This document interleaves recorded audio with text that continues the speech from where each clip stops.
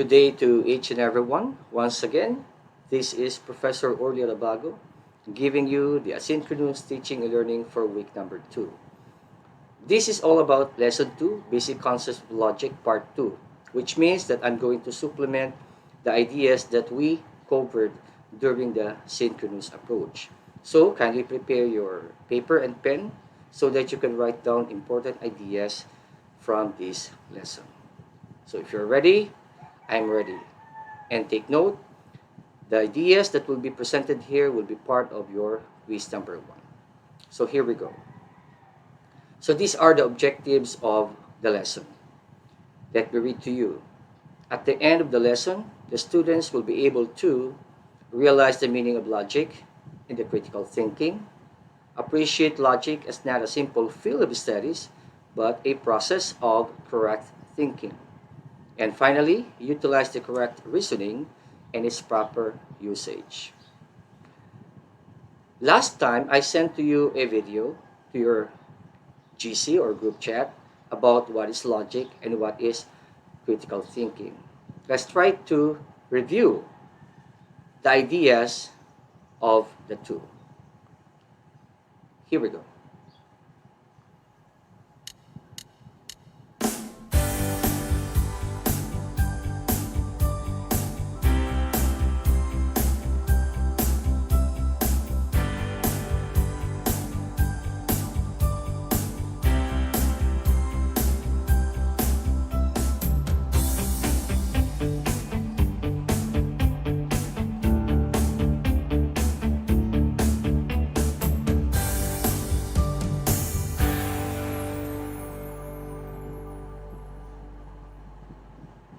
It can be observed that some people confused critical thinking with logic or logical thinking.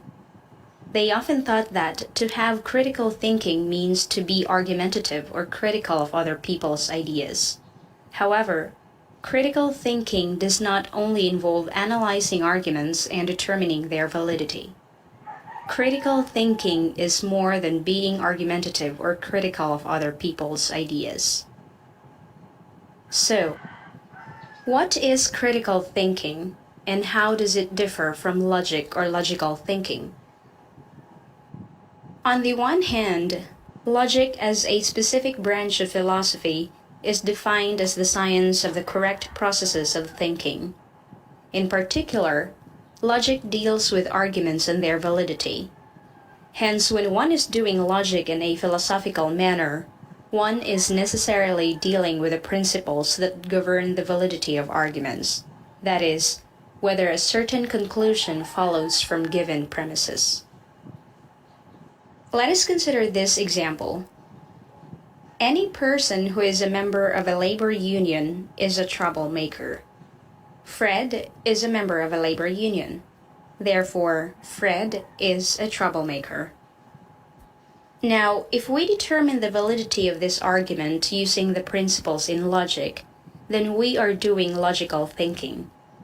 This is precisely the business of logic in general. And for more detailed discussion on the nature, meaning, and dynamics of logic, please refer to our other whiteboard edition titled, What is Logic? On the other hand, critical thinking is understood as the ability to analyze objectively a given fact or issue to form a sound judgment. In other words, critical thinking is a cognitive skill which includes questioning, analyzing, criticizing, synthesizing, evaluating, and judging ideas or information gathered from or generated by observation, experience, reflection, reasoning, or communication. Critical thinking, therefore, is the ability to think clearly and rationally, and it must be noted that logic is just a useful tool in critical thinking. Let us consider an example of a situation that involves or demands critical thinking. Robert's wife is suffering from an ectopic pregnancy. In an ectopic pregnancy, the fetus developed outside the uterus, usually in the fallopian tube. As is well known, if the fetus is not aborted, then eventually, as the fetus grows, the fallopian tube will explode, causing death to both the mother and the fetus. If aborted, the fetus will obviously die, but at least the mother is saved. However, Robert and his wife are devout Catholics, and they are convinced that abortion is absolutely immoral. Indeed, Robert and his wife are faced with a huge moral dilemma. But of course, Robert and his wife have to make a decision whether to undergo abortion or not. Here, Robert and his wife have to make a conscious effort to weigh things out. They need to evaluate the situation holistically and even question their deep-seated Christian belief system. Indeed, they need to think clearly and rationally so they may be able to come up with a sound judgment and eventually solve the problem systematically. As we can see, while Robert and his wife may employ logical thinking in solving their problem, it is clear that the situation does not only involve evaluating arguments. The situation goes beyond the bounds of logic. For sure, the situation also involves thinking about thinking. That is, questioning one's own thoughts and belief system. Whatever decision Robert and his wife might arrive at, whether to resort to abortion or not, it is assumed that they question, analyze, criticize, synthesize, and evaluate the situation and make a sound, clear, and rational judgment at the end of the day.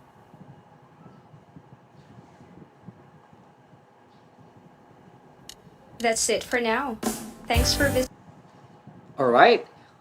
I hope that you're able to get the ideas of logic and critical thinking.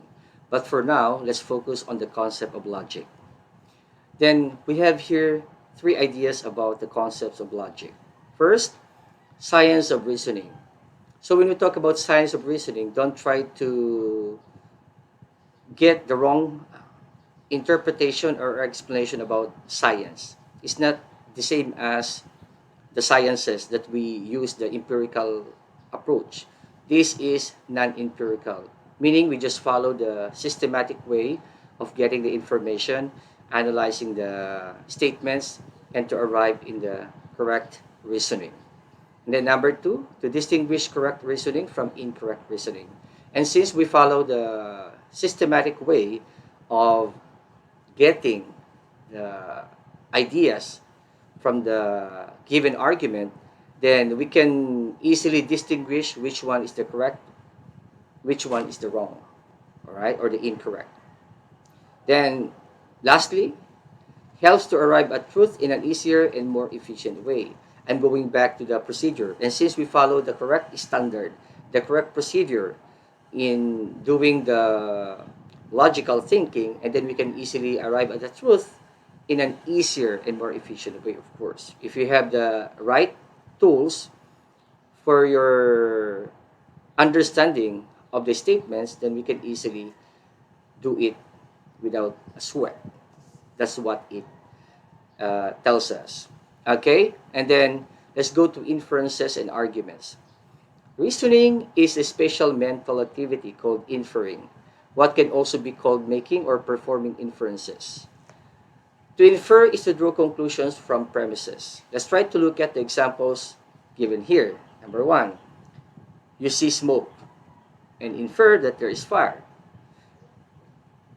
Infer meaning that we try to look at the situation from one point and then giving our own idea about it. That is an inferring approach. It's not about implying. We don't imply, all right? Because when we say imply, it is somehow you are trying to say that is given already, that is fitted already, or that is concluded already. So we're trying to infer. Still, we need to get the ideas from that particular situation before we can arrive in the right conclusion. So maybe smoke implies a fire. somewhat like that. Then number 2, you count 19 persons in a group that originally had 20, and you infer that someone is missing. So again, you infer, but still it must be validated, right? If there's really someone missing in that particular group. And then let's do other ideas here. Let us apply our inferences. Number 1, you see at the distance a heavy congestion of vehicles and people are out of their vehicles. So what can we infer? So we can infer that there could be an accident. An accident happened, or the stoplight is broken, and other things relevant to that particular situation.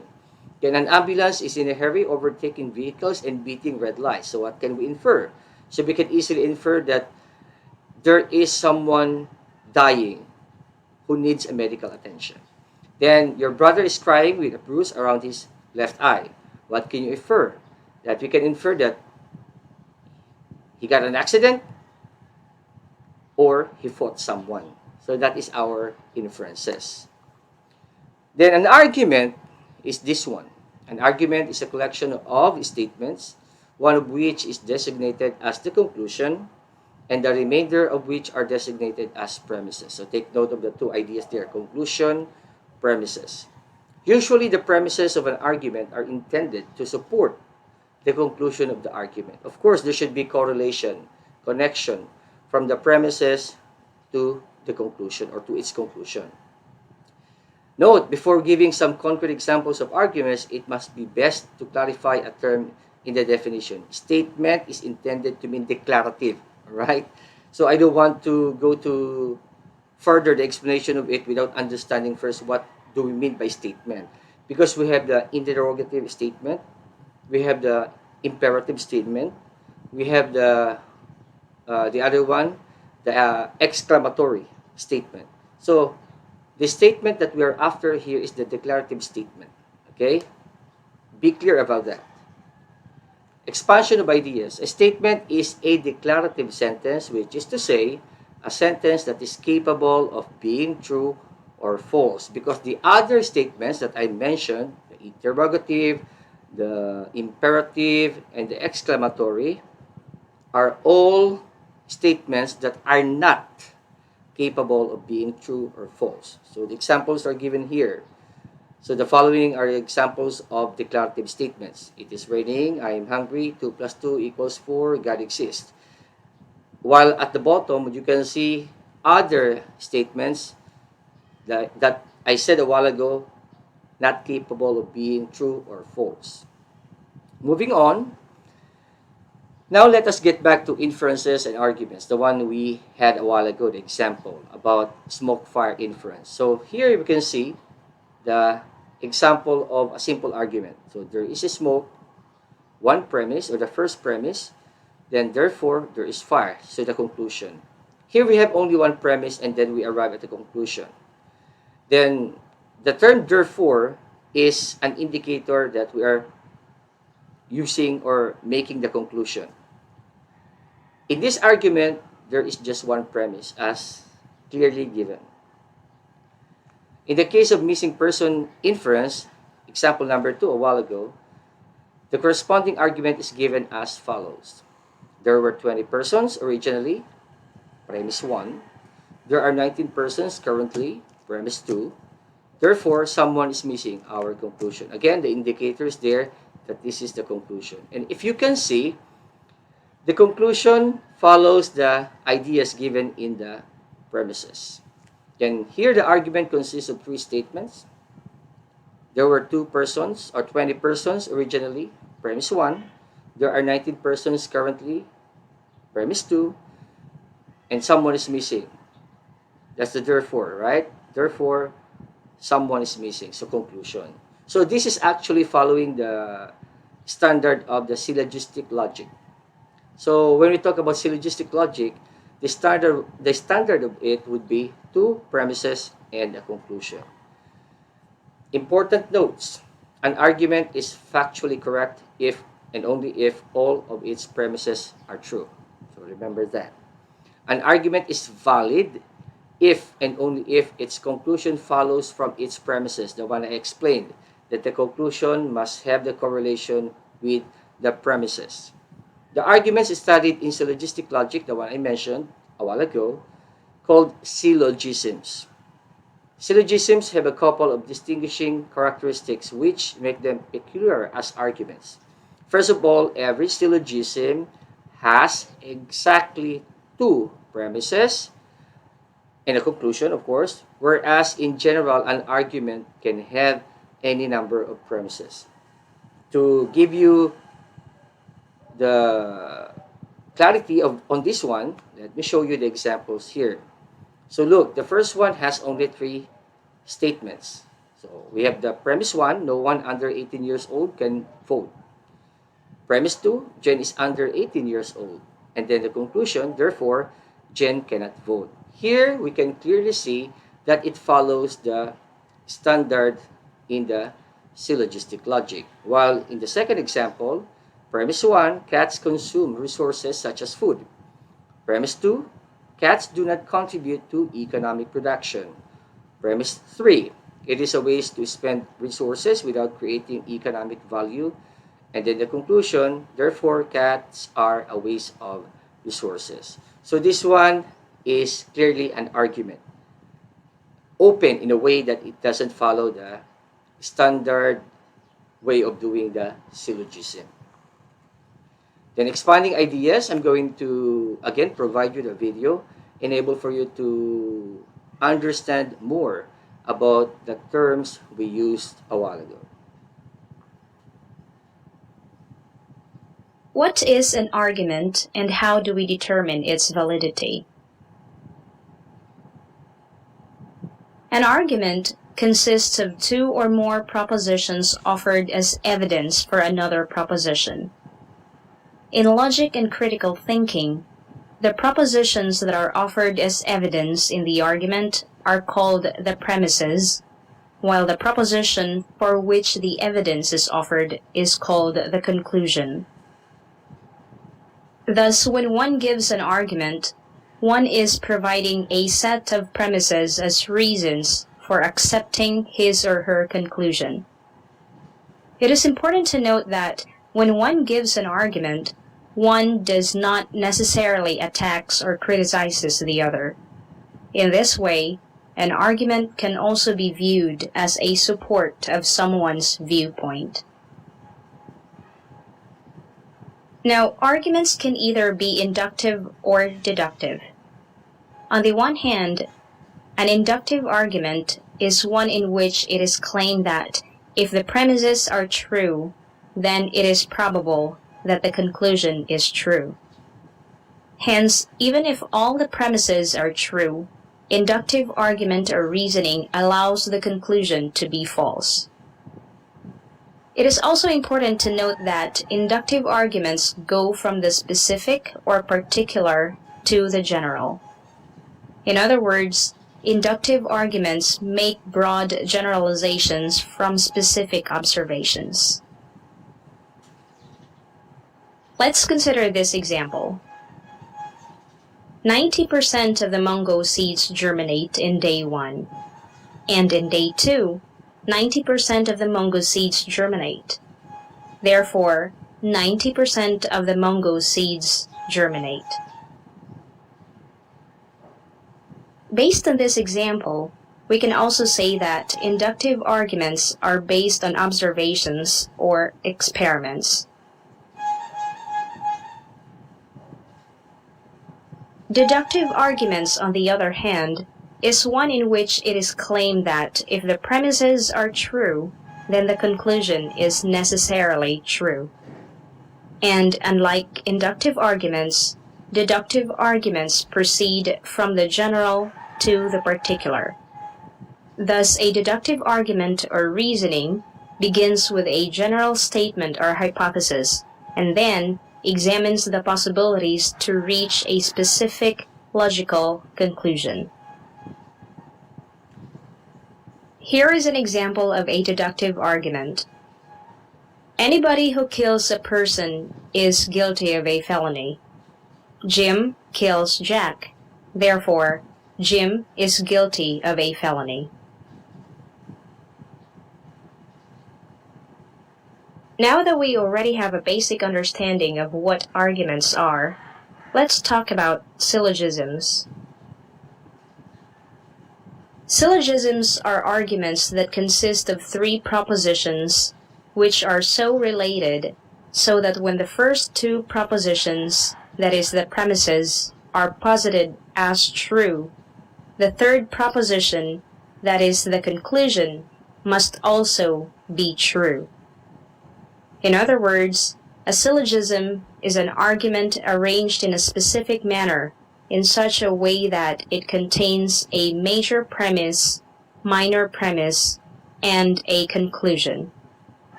Here is a classic example of a categorical syllogism. All men are mortal. Socrates is a man. Therefore, Socrates is mortal.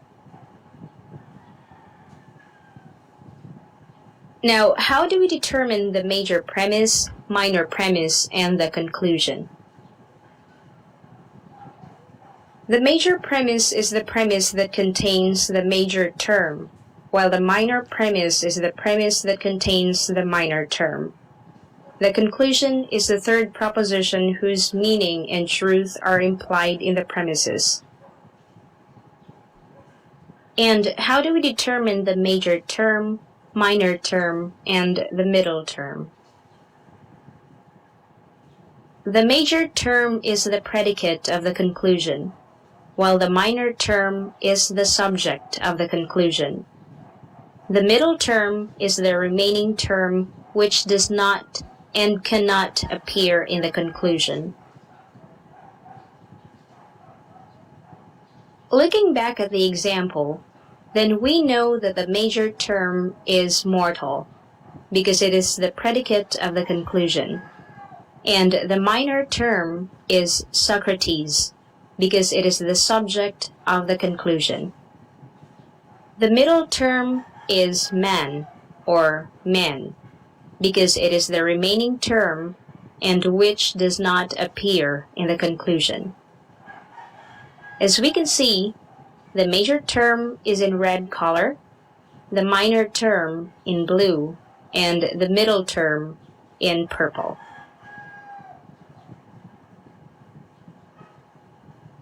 Now that we have presented the key concepts in arguments or syllogisms, let us proceed to the determination of their validity. Logicians have formulated 8 rules of syllogisms, but of course they can be expanded to 10 or reduced to 6. But let us follow what logicians commonly used, that is, the 8 rules of syllogism. It must be noted that all of the 8 rules of syllogism must be met or satisfied for the argument or syllogism to be valid. If at least one of the 8 rules of syllogism is violated, then the argument or syllogism is invalid.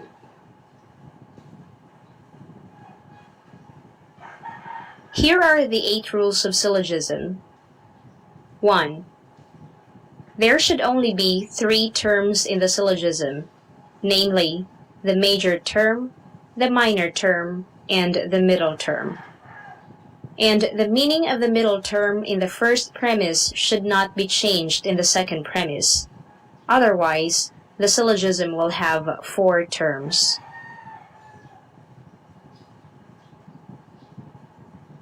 2.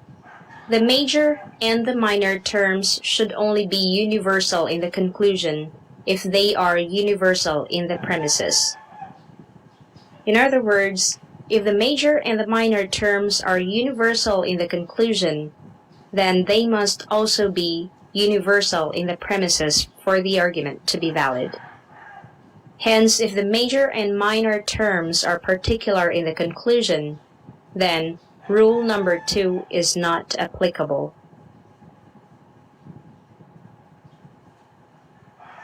3. The middle term must be universal at least once, or at least one of the middle terms must be universal. 4.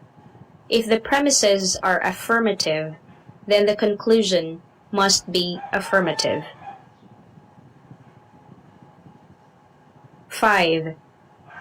If one premise is affirmative and the other negative, then the conclusion must be negative. 6. The argument is invalid whenever the premises are both negative. This is because we cannot draw a valid conclusion from two negative premises. 7. One premise at least must be universal. And 8. If one premise is particular, then the conclusion must be particular. Now, let us examine some example of arguments and apply the 8 rules of syllogisms to determine their validity. Let us color the terms to avoid confusion. So, let us assign the color red for the major term, blue for the minor term, and purple for the middle term. Rule number 1 of the 8 rules of syllogism states, there should only be 3 terms in the syllogism, namely, the major term, the minor term, and the middle term. Let us validate this example. All stars are heavenly bodies. Angelina Jolie is a star. Therefore, Angelina Jolie is a heavenly body.